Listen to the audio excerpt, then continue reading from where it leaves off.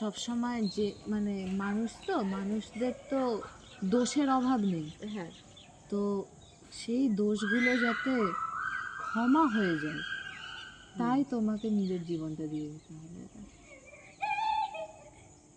তোমার রক্তেই এরা শোধিত হবে। হ্যাঁ, তো কি বলবো এদের उसके बाद এই পুরো প্রশ্নটা চলছে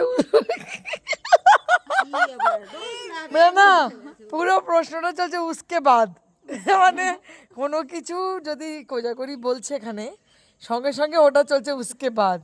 আর এদিকে ঘুরে গিয়ে এদিকে দীপান্বিতা, দীপান্বিতাকে কি দেখা যাচ্ছে? হ্যাঁ দেখা আরেকটু এইদিকে এই যে দেখা যাচ্ছে না? আরে বাবা রে, হ্যাঁ ধর, একদম ধর, ধর। মাঝখানে দেখা যাচ্ছে। দীপান্বিতাকে দেখা যাচ্ছে। আর এই যে আমরা এখন মোটামুটি ঘোষবাগেতে যেরকম ক্লাসটা সেরে এসে জামে মসজিদের সামনে ফ্ল্যাট হয়েছি এবং এখানে আজ আমরা কোজাগরি আমাদেরকে যিশুর গল্প বলছি। बायोग्राफी ऑफ जीशु।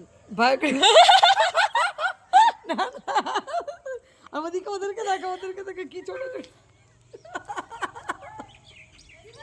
হলো এবার আমার একটা সিরিয়াস আচ্ছা, জায়গায় হ্যাঁ, আসছি। যা, যা, যা, প্রচন্ড গল্প বল। ওখানে আছে মানে এটা কিন্তু সাংঘাতিক দুঃখের ব্যাপার।